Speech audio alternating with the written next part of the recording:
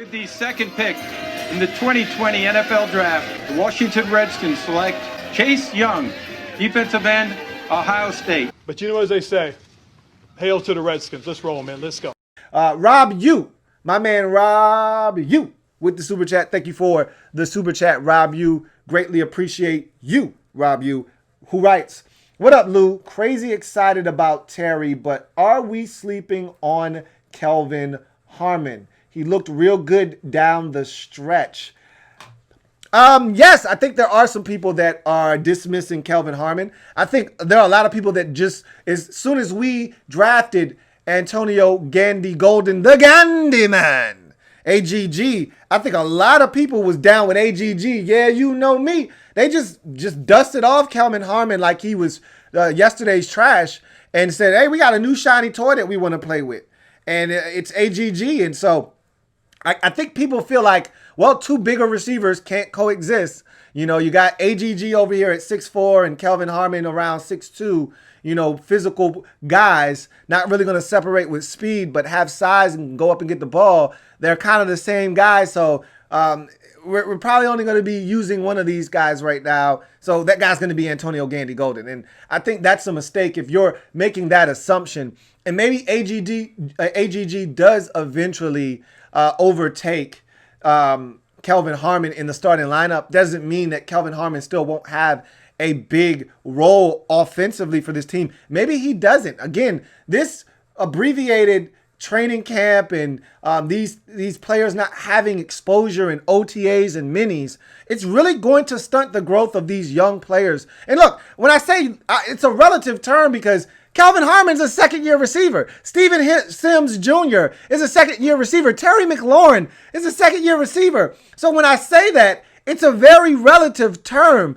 because all of these guys are really young. All of them, their breath all smells like Similac. They're still all wet behind the ears. So for the most part, it's the blind leading the blind. The beauty of it is Terry McLaurin goes out and carries himself like an 8-year veteran, like a pro.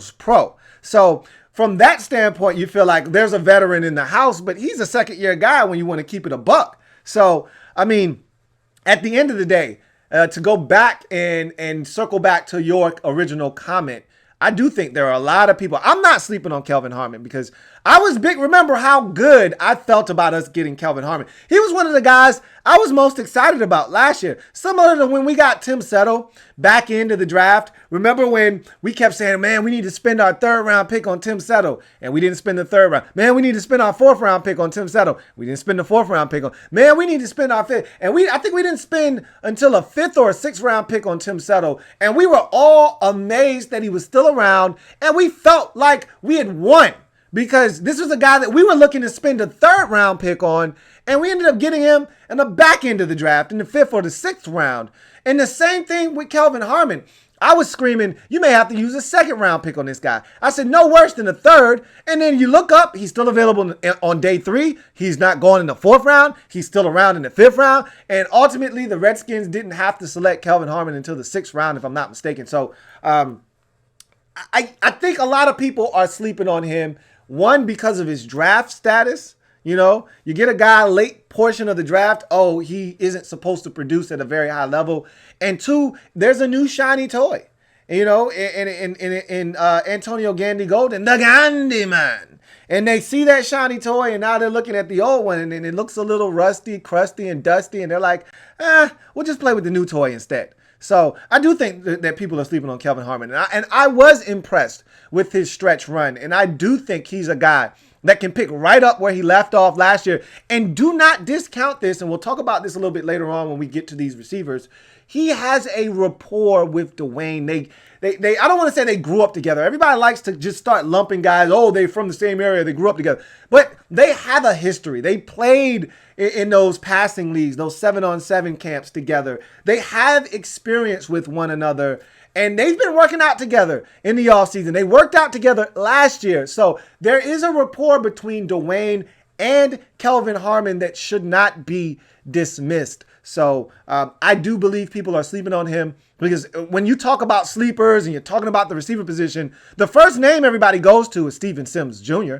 Nobody's talking about Kelvin Harmon. So I do believe that people are sleeping on Kelvin Harmon, and I'm hoping that he's ready to wake some people up because I don't think enough people have sounded the alarm on Kelvin Harmon, and hopefully he's ready to do that in 2020. Got another super chat from my man JP. Thank you for the super chat, JP. Greatly appreciate you, and I actually like the new avatar, the new thumbnail that you have. Looks pretty cool, man. My man JP writes, we all know McLaurin is a star, but the Gandy man, Harmon and Sims can definitely be really good complementary pieces. And I think my man JP is alluding to my artwork because I've got Terry McLaurin as the starring lead role of this movie here at the receiver position. And I think this is a show that we all know and expect Terry McLaurin to be the star of. That's a secret that's gotten out, cat's out of the bag. The entire league knows about Terry McLaurin now.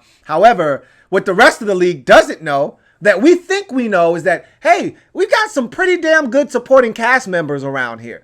Some guys that may be up for, you know, an Oscar or so when it's all said and done. You know what I mean? But I don't think everybody else is aware of what we may have kind of sitting behind the star that is budding right before our very eyes. And so I think we might have some supporting cast members that may be able to step up and surprise some folks. And you just named all the guys that we know of. Maybe there are a couple of guys that we're not talking about, that we're not considering. We'll get into that a little bit later on. But I do think the pieces around him. Remember, I played you an audio clip from a national writer. All right, Jason LaCanfora, and I know some of you can't stand Jason LaCanfora because he was once here as a beat writer, but Jason LaCanfora has the pulse of the NFL, and he essentially told you what everyone out there outside of this market thinks, and some people in the market even think this, about the Redskins wide receiver core, and they feel like we don't have enough around Dwayne. It's Terry McLaurin, and then who else? Take him away, and what are you going to do? And so everybody, and how many times have you guys come to me with, hey, have you seen this list? Our receivers are ranked dead last. Have you seen this list? Our receivers are ranked 32nd. All right, so it's not just him. He's got the pulse of the league and what people outside of this market are saying. And you've read the list. You've seen the demographics. I looked at a list the other day, and we were drafting second next year. All right, that's like the fifth list I've looked at that's a way too early draft projection for next season, and they've got us drafting second, which means they don't believe in Dwayne Haskins, they don't believe in the targets around him, they don't believe in this defense, and they don't believe about with this team. They don't believe in this team at all. They think we're going to be one of the worst teams in the league. So, and some of that stems from the offensive side of the football, lack of weaponry, and the lack of confidence in Dwayne Haskins. So, we're going to find out if these complementary pieces can step up, because we saw what we have in Terry McLaurin. We know that what this guy is all about, or at least we think we do. We are pretty confident in making that assumption. Now the question is there enough around him to keep teams from loading up on 17 and trying to take him away? Thank you for the super chat, JP. Got another super chat. This one is from Rob U. Double up. Thank you for doubling up, Rob U. Greatly appreciate you, Rob U. And he writes, can Steven Sims have a Jamison Crowder type of impact? That's what we're all expecting.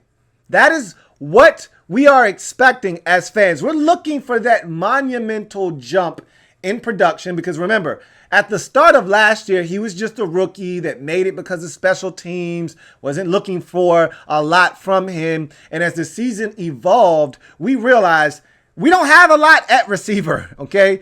Paul Richardson stays hurt and was out relatively early. We realized very quickly, not going to get a lot out of Trey Quinn. And when you started looking at the receiver position, we realized very quickly, as early as week 1 with the Philadelphia Eagles game, that the best guy at the receiver position might be the rookie Terry McLaurin. And remember, we didn't even know about Terry because we didn't get to see him in the preseason. Remember, he got hurt early in the preseason, fell on his tailbone. Jay refused to play this man, kept him under wraps because he didn't want him to get banged up, because Jay knew what he had and couldn't risk him, because he probably was also saying, we don't have anything else. So if this guy isn't able to go, what are we going to do? So we didn't see a lot of Terry last preseason. So we really didn't know what we were getting ourselves into with him.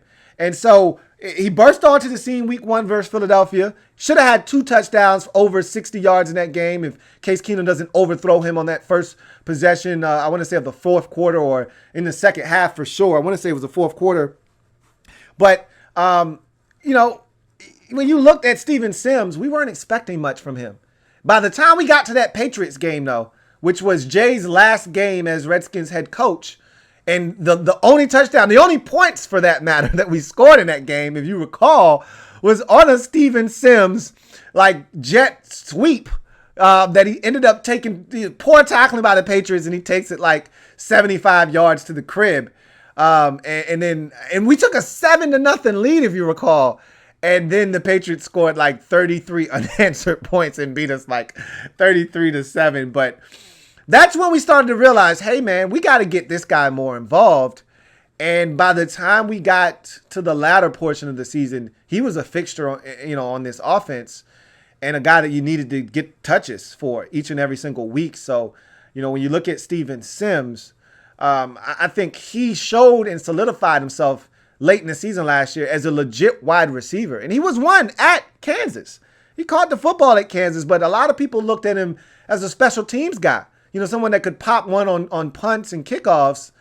And he did that last year, if you remember, versus the Lions. Ran a kickback for a touchdown. So his role grew and expanded as the season progressed. And I think you're going to see the continuation of that into 2020. And I think you're going to see him more in that slot role, more as a guy that they try to get the football to in 2020 than in 2019. And so, yes, I fully expect him to take on that Jamison Crowder role and maybe expand, because remember, the one thing Jamison wasn't going to do was run by anybody. That wasn't a Jamison Crowder characteristic with speed. He was a 4.5 guy.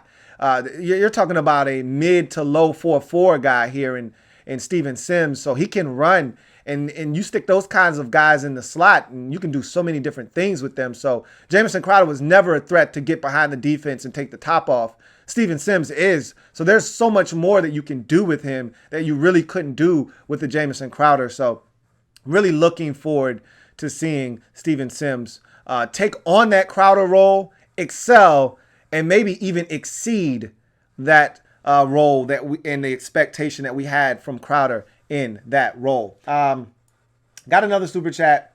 This one from Protect Sports. My man Tones, thank you for the super chat. Protect Sports, who writes, I'm high on Harmon too. I said the same thing on my last stream. He's my breakout guy this year. Also, AGG will play well, but in a lot of red zone packages. I think to your latter portion of your comment, I think you're spot on there. Early on, I think where you're going to see Antonio Gandy-Golden, the Gandhi man, have his biggest impact is in the red zone, because there's not a lot down there that he's got to digest. That's, hey, line up out wide, and we're going to throw a back shoulder fade to you. Line up wide, and we're going to just throw it up, jump ball style, and let you do what you did best at liberty, liberty, liberty, liberty. All right, so you don't have to think, or we're going to just run a slant with you backside. We're going to clear it out. We're going to go trips or bunch on the short side of the field. We're going to put you on the wide side of the field, spread you out, and we're going to let you use your big body to go catch a slant in front of this DB.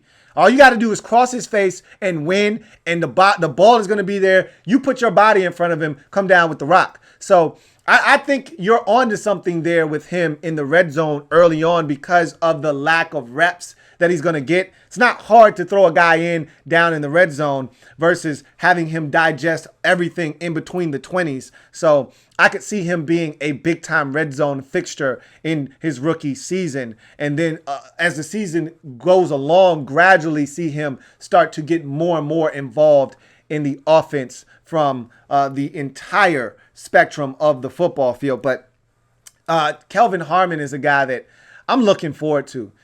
To me, he's the Jonathan Allen of the wide receivers. Like, Allen is a guy I'm looking forward to seeing finally kind of bust through. And, Harmon isn't, in year 4 like a Jonathan Allen, but to me it's analogous because he's the guy that nobody's really talking about. When you talk about the defensive line, it's Montez Sweat, it's Chase Young, and for good reason. Hell, it's even Matt Ioannidis, or maybe it's Daron Payne. But Jonathan Allen has been quietly approaching double-digit sacks. And now with the addition of a Chase Young, you think, all right, this is the year he might be able to bust through in a major way. And we look up and at the end of the season, Jonathan Allen's got 11.5 or 12.5 sacks. And I'm thinking Kelvin Harmon, because everybody's talking Terry McLaurin. Everybody's excited about AGG. We're talking about Antonio Gibson and what he can do as a gadget guy, maybe even catching a football at the receiver position as they flex him out and do some things. We're talking about the running backs, lack of the tight end position. Well, maybe, and we're talking about Steven Sims even more than, Harmon as well. And so maybe everyone's talking about Terry McLaurin, focusing in on him. Maybe Steven Sims, because I think he's the guy that easily could get off to a fast start because of all the attention that's going to be paid to Terry McLaurin. He's the guy that I think could get off to a massive start this season. And then teams start keying in on those two. And then you start opening up the field for a guy like Kelvin Harmon, who we saw at times last year be a very reliable target. There were some games in there where he had 5-6 grabs, and they were chain moving grabs. And you saw the makings of a guy that can make plays at this level, So I like Harmon, and it would not shock me if he is the guy that ultimately finishes second in receiving on this team, not Steven Sims or not AGG or any of these other guys that everyone wants to put ahead of Harmon. If McLaurin's the ace that we think he's going to be, and he's going to end up with the most receiving yards, it wouldn't shock me if Harmon is in second, and not by a wide margin. Like that was the problem for years with this team, is that we didn't have a ton of balance. One guy would be light years ahead of everybody else, and then, there'd be this wide gap. We haven't had balance at the receiver position since the Pierre, Deshaun Jackson, Jordan Reed days, where, this guy might have 1,000 yards, this guy might have 980, this guy over here has got 7-something, and then the next guy's got 6 or 5-something. That's what you're looking for, because that means you can't key in on one player. Everybody's capable of giving you a little taste if you're not careful. Well, last year it was Terry or nothing. Really, it was for much of the season. Terry nearly had 1,000, and I'd be anxious to see who was second in receiving and what that gap was. I'd venture to say that gap had to be every bit of 400 or 500 yards to the next possible receiver on this team in terms of yardage. Terry was right on the cusp of 1,000. I think he was like 950 something when he got injured. I'd venture to say the next closest guy was probably 5 or 4 something. That's ridiculous. That can't happen. So I'm thinking, if Terry goes off for 1,200 this year, Harmon should be in that 900 to 800 range. That's what you're looking for. That next guy needs to be right somewhere in that general vicinity to give you the kind of balance you need. And I think Harmon could definitely be that guy this year. We're going to see. So thank you for the super chat, Protect Sports. Got another super chat. This one here is from my man Billy Amp. Doubling up on the super chat for Billy Amp. Thank you for doubling up. And the super chat, Billy writes, Kelvin Harmon gonna prove a lot of people wrong. I hope that is the case. And like I said, I've even seen this amongst Redskins fans who are overlooking him, because everyone's talking Terry, everyone's talking Steven Sims. And at times, I've even been guilty of that. But you guys know how I feel about Kelvin Harmon. Now, there was this conversation about, was Kelvin Harmon a legit number 2 option after watching him last year?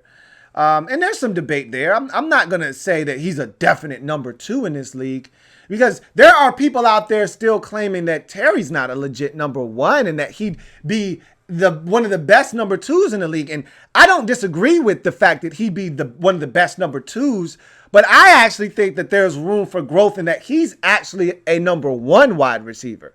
And if he's healthy this year, this year is going to go a long way in determining what the perception of Terry McLaurin around the league is really going to be. Because right now, there are a lot of people on the fence on Terry. Is he a number 1 or is he a number 2? A lot of people think he's more suited to be a number 2 option than a number 1.